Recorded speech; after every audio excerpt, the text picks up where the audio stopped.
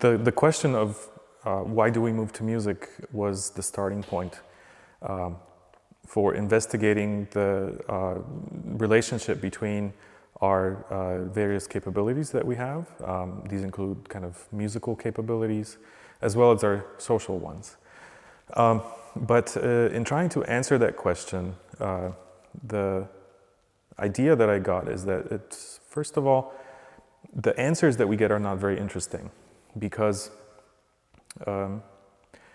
we move in general, and the nature of our experience is a mobile, animate kind of experience. So it would be strange to think about not moving to music. In fact, it would be strange to think about perceiving the world without movement. So the very simple answer to why do we move to music is basically because we always move to everything.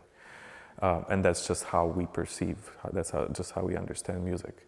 So I think a more interesting question is then to flip that around and to ask, why is it that we use music specifically as a way of coordinating our movements?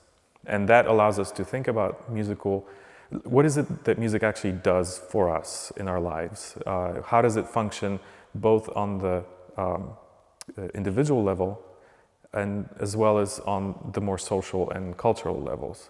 And why is it that we use music rather than something else as a way of remembering the most important values that our community has as they pertain to movement, to sound, and to things that fall out of it, such as emotions and the relationship that we have to others. So I think, why do we music to move, where music is used as a verb, is more interesting.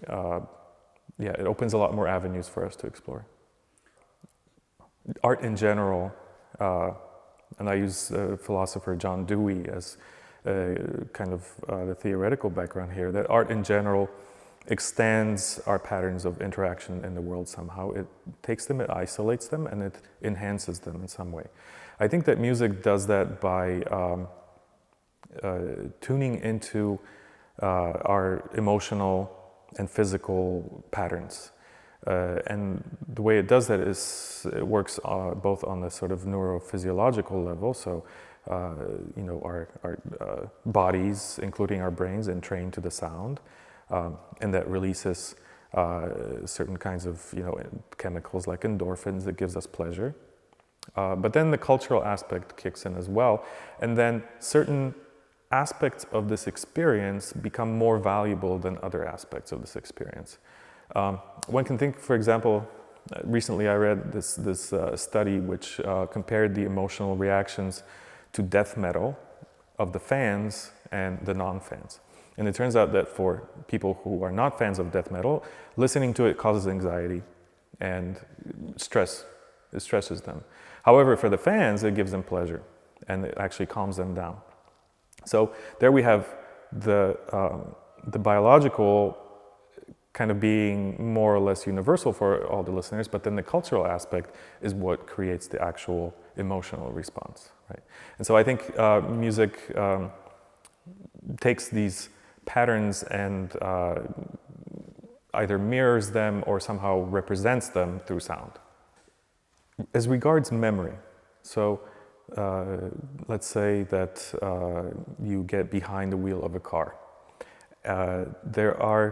If it's a car that you drive constantly, then it feels familiar in a particular kind of way, to the point where, let's say, if you're changing gears and you feel something weird, something strange happening, then you can kind of diagnose a problem, or you can spot that there is a problem.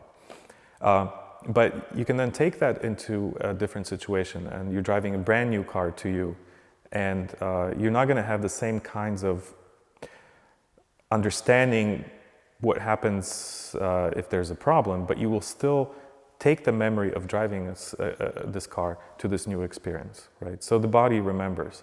But I think also the bodies remember on a cultural level, because through this felt relationship that we have with the world, certain aspects of our interaction with the world become kind of encoded. For example, the way we sit in these chairs right now has to do with how we've been raised to sit in a certain way. How we walk down the street, it's the same thing. Swimming is a good example, how swimming has changed over the past century, swimming styles. So the memory occurs both on the individual level, but then also that individual level makes up the social level. And then the question is, to what extent do we want to conform to the social level? So in other words, I'm going to continue swimming how I've been taught because, I don't know, I think that's the best way or something like that. Or am I going to try to break that pattern and then create a different kind of movement, which perhaps is faster, it makes me be a more efficient swimmer. Right. So I think that's where the memory is both on the individual as well as on the cultural and social levels. Well, for whatever reason, music is very efficient at making people move. From the perspective of evolutionary advantages, I think that aspect was exploited for various kinds of social and cultural developments. Organized sound happens to resonate somehow with our bodies, or our bodies resonating with organized sound. And I think maybe in some way it goes back to the very beginnings of music, and it's something totally speculative, of course, but perhaps music developed because it had these capabilities of inducing specific movements, of engendering specific patterns of movement in the participants.